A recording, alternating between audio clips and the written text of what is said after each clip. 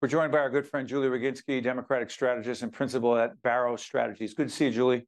Great to see you, Steve. We're not here to debate or discuss the Middle East because I don't understand it on so many levels. I'm just trying to learn like everyone else. But I will say we need to discuss this.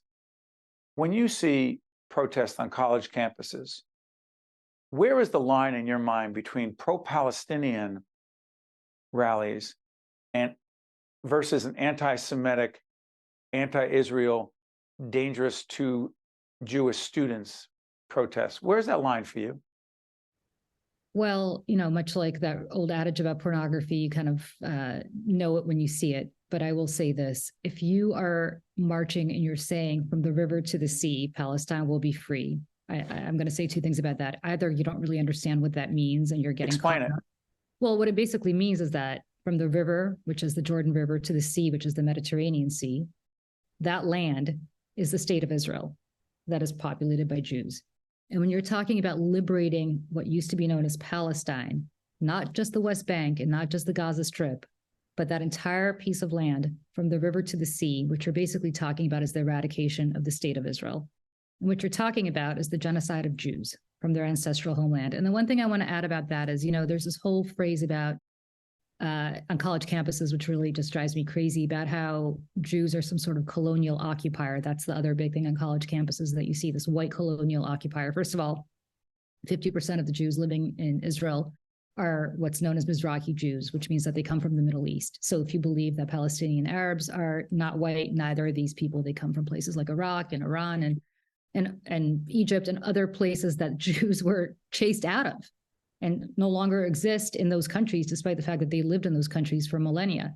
The other thing I want to talk about is the fact that what kind of occupier are you talking about? If you know your Bible, you understand that Jews have been in what is now Israel for thousands and thousands of years. Jesus Christ was a Jew. He lived there.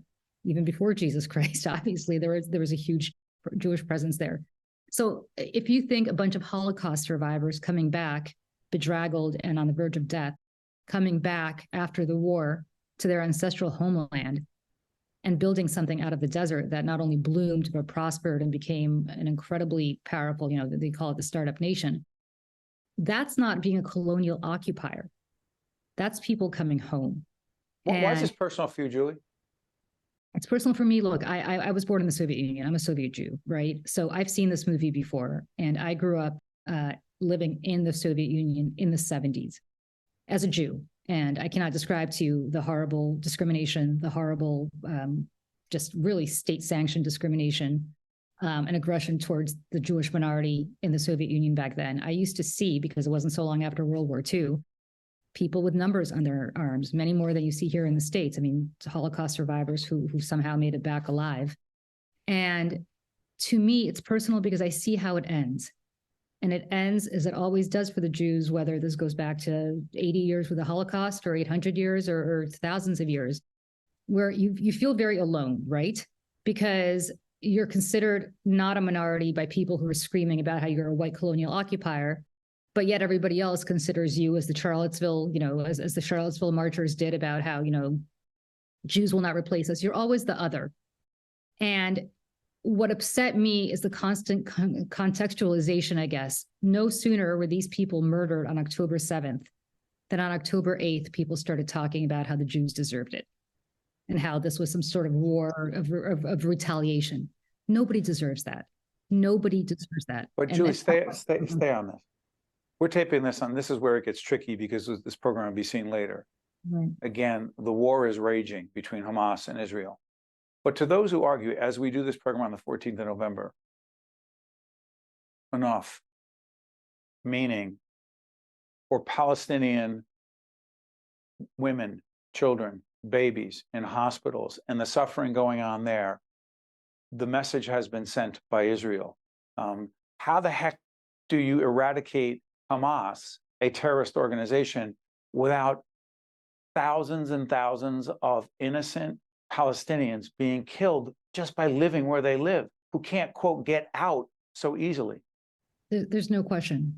But that question really should be posed to Hamas. Why are they building bunkers underneath hospitals and daycare centers? Why can't we pose it both to Netanyahu and Israel and to Hamas? You're not going to get an argument from me about Netanyahu. He should have been gone not yesterday. He should have been gone years ago. So you're not going to get an argument from me that part of the reason that there's so much anger at the Israelis right now is because you have a racist government in place, a really Jewish supremacist government in place that has been doing everything they can to oppress the Arabs in the West Bank and even those living in Israel.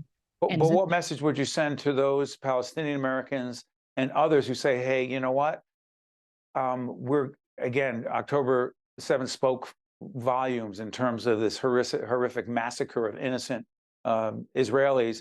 But now you've got this going on in this ongoing situation where thousands and thousands of innocent Palestinians are being killed. What would you say to those folks right now? Well, what I would say is, look, there was a ceasefire in place. Hamas broke it, right? So it's not like if we put a ceasefire in place, there's any guarantee that if Hamas remains in the Gaza Strip, it won't be broken again. Right. I will also say that Hamas is basically ISIS, right? You can't be a free person living in the Gaza Strip. You can't be gay.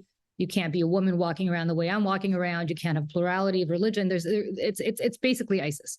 So I say that because let's work together to eradicate Hamas/ISIS, get rid of Hamas, and then let's work together to lean on the Israelis to really have a two-state solution that links the West Bank, Gaza, and parts of Jerusalem. All of us should have a vested interest in this. None of us wants to see this kind of carnage happening on either side.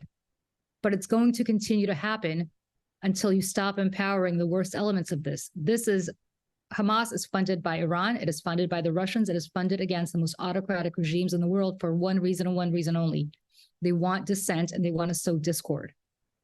These are not people in the community of nations who want to build something better. Before I let you go, Julie, is there any part of you that's optimistic about how this ends?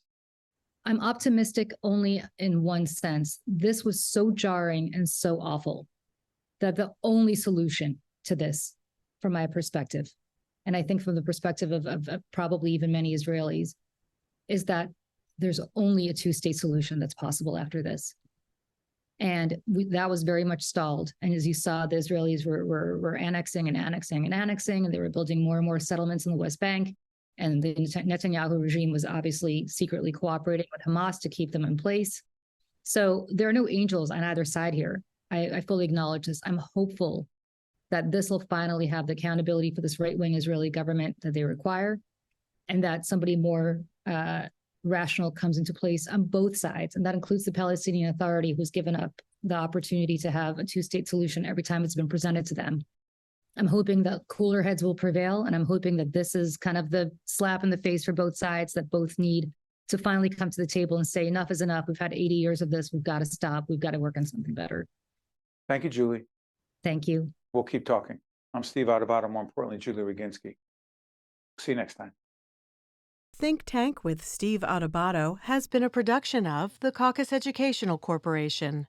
Funding has been provided by NJ Best, New Jersey's 529 College Savings Plan, PSE&G, Wells Fargo, New Jersey Sharing Network, PSC, Englewood Health, Robert Wood Johnson Foundation, Prudential Financial, and by the Fidelco Group. Promotional support provided by CIANJ and Commerce Magazine, and by NorthJersey.com and Local IQ. What is your child's dream for the future? Doctor?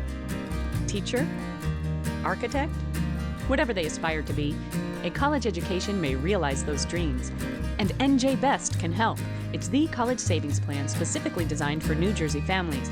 Start saving today with as little as $25, because now is the time to invest in their future. To learn about NJ Best 529 College Savings Plan, its investment objectives, risks, and costs, read the Investor Handbook available at njbest.com.